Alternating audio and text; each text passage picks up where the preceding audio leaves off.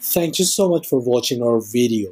Please do not forget to like, comment, share and subscribe to Reality of Islam.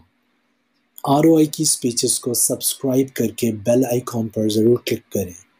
जज़ाकल्लाह। बिस्मिल्लाहिर्रहमानिर्रहीम। अस्सलामु अलैकुम वरहमतुल्लाह। जब इंसान के अंदर खून सफ़ेद हो जाए तो फिर उसे किसी रिश्ते की पहचान नहीं होती। इसके बरक्स अल्लाह सुब्हानहू व तआला ने इंसान को अपनी नज़रों की हिफाजत करने का हुक्म दिया है, क्योंकि नज़रें ही ऐसी चीज़ें हैं जिससे इंसान देखकर मुख्तलिफ़ किस्म के गुनाहों में मुब्तला हो जाता है। जब इंसान इन नज़रों की हिफाजत करता है तो वो बहुत सारे गुनाहों से बच जाता है। आज एक ऐसी ही हकीकत हम आपके सामने पेश करना चाहते हैं जिसको हर इंसान सुनकर खून के आंसू रोने पे मजबूर हो जाता है कि ये कैसा वक्त आ गया है, ये कैसा ज़माना आ गया है कि इंसान इंसान का दुश्मन तो है ही है, लेकिन आजकल रिश्तेदार और सगे भाई भी एक दूसरे के दुश्मन बन गए हैं। एक ऐसी चीज़ के पीछे जिसका इंसान के साथ कोई ताल्लुक़ नहीं है, कोई रिश्तेदारी नहीं है। तो मैं आपके सामने आज एक ऐसी ही हकीकत बयान करना चाहता हूँ। 22 साला नौजवान मोहम्मद रफ़ीक, जो कि रहने वाला था मुरीदके का, वो और उसका जो दूसरा भाई मोहम्मद अनीस, जो कि शादीशुदा था और उसके बीवी और बच्चे भी मौजूद थे, दोनों एक ही लड़की से इश्क में मुब्तला हो गए।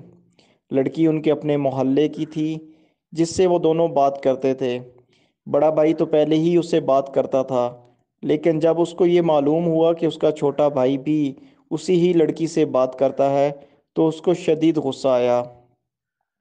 एक दिन अनीस बाबर ने अपने छोटे भाई मोहम्मद रफ़ीक को उस लड़की के साथ बात करते हुए पकड़ लिया। उसने उसको समझाने की कोशिश की कि ये गलत बात है, तुम इस किस्म के काम मत किया करो।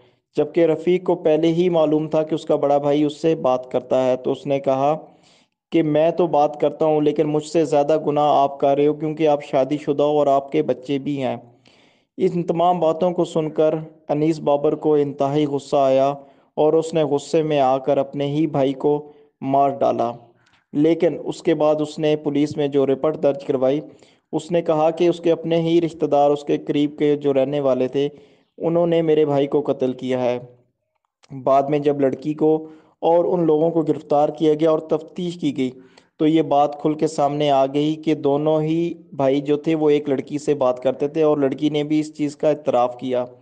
तो बाद में उसके अपने भाई को, अनीस बाबर को, पकड़ा गया और उससे जब तफ्तीश की गई तो ये बात खुल के सामने आ गई कि उसने खुद ही अपने भाई को मारा। और उसने ये कहा कि मैंने इस वजह से मारा क्योंकि मैं इस लड़की से प्यार करता था और जो मेरा भाई था वो मेरे रास्ते का कांटा बन रहा था, तो इस वजह से मुझे गुस्सा आया और मैंने अपने भाई को अपने रास्ते से हटा दिया।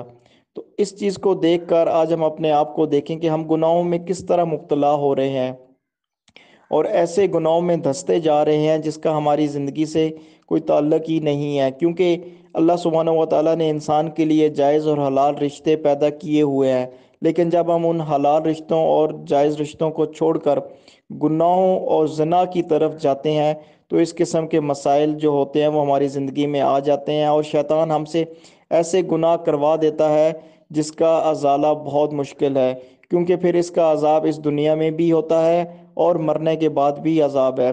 इसलिए उलमा कहते हैं कि अपनी नज़रों की हिफाजत की जाए ताकि हर किस्म के गुनाहों से बचा जाए। लेकिन जब हम नज़रों की हिफाजत नहीं करते तो हमारी नज़रों से हमारे दिल में बहुत सारे वसवसे पैदा होते हैं जिनके ऊपर लग कर हम गुनाहों में मुब्तला हो जाते हैं। अल्लाह पाक आप सबकी और हमारी हिफाजत फरमाए और हमें गुनाहों से बचने वाला बना दे।